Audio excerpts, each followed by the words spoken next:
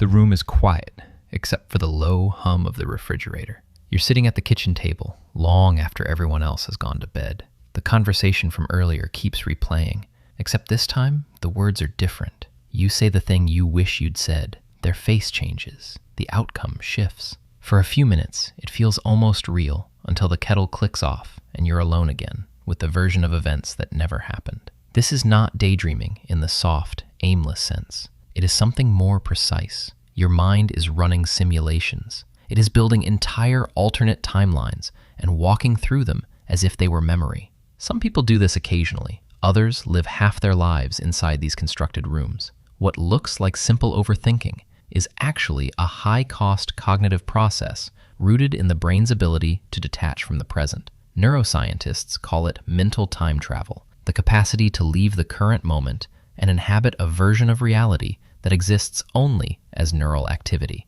The default mode network, the system that lights up when the outside world grows quiet, becomes the stage. Inside that network, the prefrontal cortex and the hippocampus begin collaborating. One supplies the structure of possibility. The other supplies the emotional texture of memory. Together, they create scenes that feel lived, even though they never occurred. The people who do this most frequently are often the ones who learned early that the world does not always announce its dangers. A childhood where consequences arrived without warning can wire the brain to rehearse every possible future as a form of protection. The simulation becomes a private early warning system. You test the conversation before it happens. You practice the rejection so the real one hurts less. You invent the betrayal so you can decide in advance whether you would leave. From the outside, it can look like anxiety. From the inside, it feels like preparation. Yet the preparation exacts a quiet price. Each fabricated scenario still activates the body's stress response.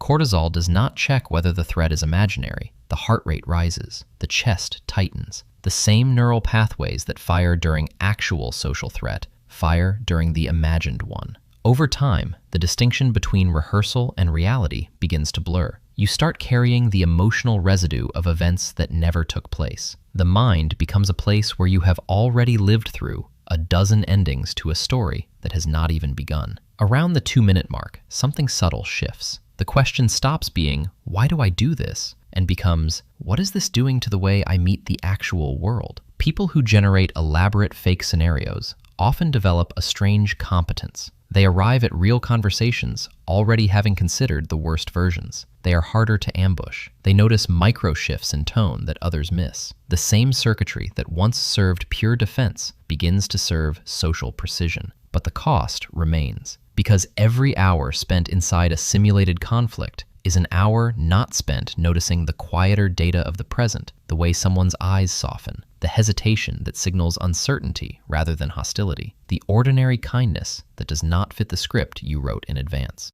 There is a particular loneliness that comes with this habit.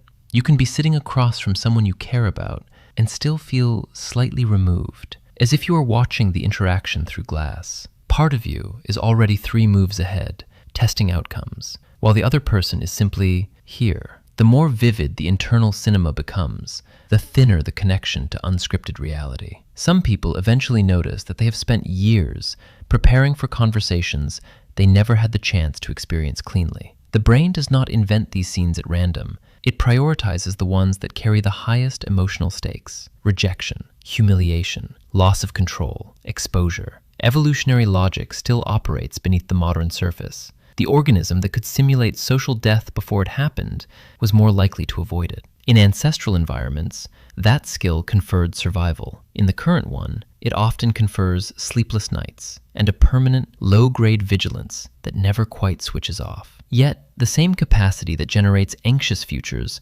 also generates creative ones. The mind that can invent a catastrophic confrontation can also invent a different way of living. The difference is not in the machinery, it is in the direction of attention. When the simulation is used only to scan for threat, it narrows. When it is allowed to explore possibility without the demand for safety, it widens. The people who learn to notice the moment the mind begins constructing a fake scenario gain a small but decisive power. They can choose whether to continue the scene or gently return to the room they are actually in. That return is rarely dramatic. It is usually just the quiet decision to feel the chair under you, the temperature of the air, the unfinished sentence hanging between two real people. The fabricated versions do not vanish. They simply lose their claim on the present. Perhaps the most useful thing is not to stop imagining, but to recognize the moment the imagination stops serving you and starts living you. The scenarios will keep arriving. The question is whether you will keep walking into every one of them as if they were already true. The next time the kitchen grows quiet and the alternate conversation begins, you might simply notice it starting. That noticing is enough. It is the first small act of coming back.